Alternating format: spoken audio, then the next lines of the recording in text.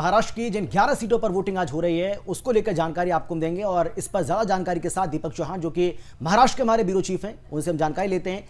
दीपक, सबसे पहले जो वोटिंग परसेंटेज अगर आपके पास कोई आंकड़ा है तो वो बताइए कि इन 11 सीटों की अगर हम बात करें तो 9 बजे तक के आंकड़े अभी तक सामने आए, उसमें कहां पर कितने प्रतिशत कितनी फीसदी वोटिंग हुई है, कोई जानकारी अगर ऐसी है आपके पास तो बताइए, साझा करें।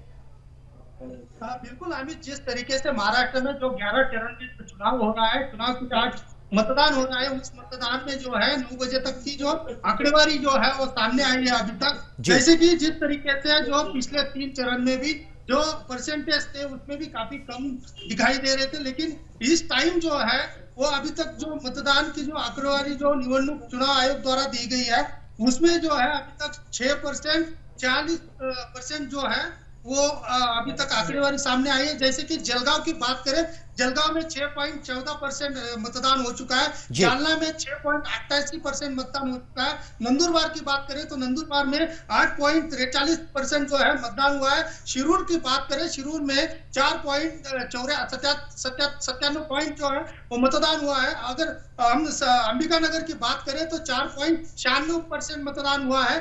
संभाजी नगर की बात करें तो 7.52% मतदान हुआ है। भीड़ की बात करें तो 6%। मेरा सवाल इसी से जुड़ा हुआ होगा दीपक, मेरा सवाल अब इसी से जुड़ा होगा।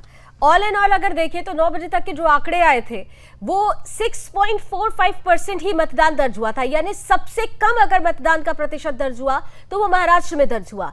लेकिन जब आपने अलग अलग पोलिंग स्टेशंस की अलग अलग सीट्स की बात करनी शुरू की तो आपने अभी बताया कि संभाजीनगर में 7.52% वोटिंग दर्ज की गई है और बाकी की जो सीटें हैं उन पर आपने बताया 6, 4, 5 का ही एक एवरेज रहा है। संभाजीनगर में ये अग्रेसिव वोटिंग, इसे कैसे लिया, किस तरह लिया जाए, क्योंकि ये मुस्लिम बहुल सीट है।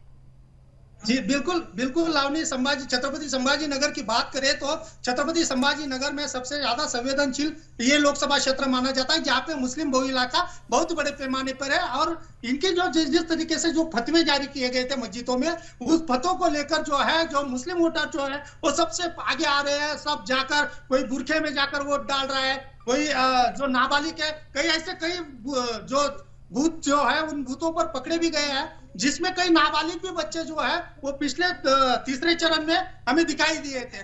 क्या संभाजी नगर क्षेत्र में हिंदू वोट डालने के लिए डरते हैं क्या, ये भी सवाल यहाँ पर उपस्थित होता है। लेकिन कहीं ना कहीं मुस्लिम समाज जो है वो सबसे ज्यादा जो है वो छत्रपति संभाजी नगर शहर की बात करें, शहर में सबसे ज्यादा जो मतदान जो है मतदाता जो है मुस्लिमों की संख्या ज्यादा दिख रही है। कहीं ना कहीं देखिए महाराष्ट्र में भी जो है कई ऐसे संवेदनशील क्षेत्र है, जैसे कि हम छत्रपति संभाजी नगर की बात करें, हम अंबिका नगर जो अहिल्या देवी नगर जो हुआ है उनकी बात करें, उनमें जो श्रीरामपुर जो तहसील आता है, जो शिरडी लोकसभा क्षेत्र में आता है, जहां पर जो जिहादियों का गढ़ माना जाता है, उन जिहादियों के गढ़ में भी सबसे बड़े पैमाने पर जो वोटर है वो मुस्लिम ही दिखाई दे रहा है। ताकि हिंदुओं पर दीपक बिल्कुल सही कह रहे हैं आप, लेकिन ये जो संभाजीनगर जो लोकसभा क्षेत्र है ना, ये जो सीट है, ये एक समय था जब शिवसेना का गढ़ इसको कहा जाता था। हालांकि वो बात अलग है कि अब शिवसेना दूफाड़ हो चुकी है, कुछ इधर है कुछ इधर है, लेकिन फिर भी शिवसेना का ये गढ़ था। लेकिन इस गढ़ में ओवैसी की पार्टी सेंध लगा देती है और यहां से AIMIM का सांसद चुना जाता है।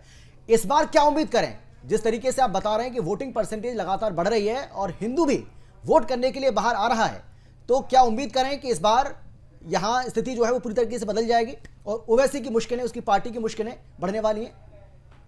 बिल्कुल अमित, लगातार हम जो छत्रपति संभाजी नगर के वहां पर हमारे जो सहयोगी बाबूलाल राठौड़ हमेशा वो ग्राउंड रिपोर्ट कर रहे हैं। जैसे कि छत्रपति संभाजी नगर की अगर बात करें हम, छत्रपति संभाजी नगर में जो है महाविकास आघाड़ी के भी जो प्रत्याशी, वो भी जो चंद्रकांत खैरे वो वहां से प्रत्याशी है।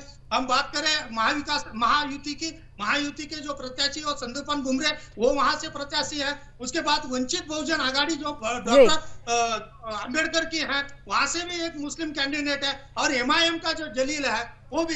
देखिए 4 ठीक है, यानी कुल मिलाकर अगर देखें तो वोटिंग परसेंटेज के लिहाज से देखें तो मुस्लिम बहुल जो सीटें हैं वहां पर अग्रेसिव वोटिंग हो रही है। बदलाव क्या होता है, क्योंकि जैसा आप बता रहे हैं कि हिंदू वोटर्स भी बढ़ चढ़कर हिस्सा ले रहे हैं, बदलाव क्या होता है ये देखना दिलचस्प होगा। इन सबके बीच केंद्रीय वित्त राज्य मंत्री डॉक्टर भागवत कराड़ ने महत्वपूर्ण प्रतिक्रिया दी है, सुदर्शन न्यूज से खास बातचीत की है। क्या कुछ उन्होंने कहा है, आइए जरा सुन लेते हैं। और लोकशाही में वोटिंग करना बहुत ही बड़ा उत्सव है।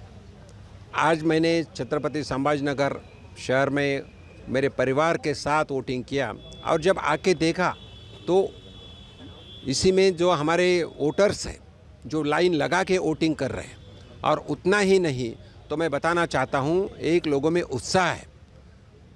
देश के यशस्वी प्रधानमंत्री माननीय मोदी जी ने पिछले 10 साल में जो काम किया है, जो गरीब लोगों के लिए काम किया है, जो महिलाओं के लिए काम किया है, किसानों के लिए काम किया है, इसीलिए लोगों में उत्साह है और ज़्यादा से ज़्यादा वोटिंग हो जाएगा और हमारे महायुति के उम्मीदवार माननीय संदीपान जी भुमरे चुन के आएंगे, इसके ऊपर विश्वास अन्य है। राज्यों के मुताबिक सर महाराष्ट्र में वोटिंग परसेंट कम है, आज भी 2 घंटे का वोटिंग परसेंट, दूसरे राज्यों में ज़्यादा है, अपने यहाँ पे भी कम हो।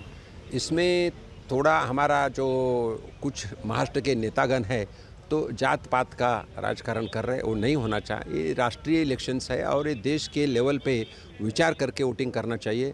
तो हम तो सभी को वोटर्स के यानी सिटीज़न को आह्वान करते हैं आपके माध्यम से ज़्यादा वोटिंग करो। और अभी भी मुझे लगता है 22% ये कम नहीं है, लेकिन हमारा जो टारगेट है 65-70 तक बिल्कुल हम चाहेंगे और 70% वोटिंग हो जाएगी। छत्रपति संभाजीनगर ने पिछले लोकसभा में जो गलती की थी 5 साल सबने देखा है, आप क्या कहें?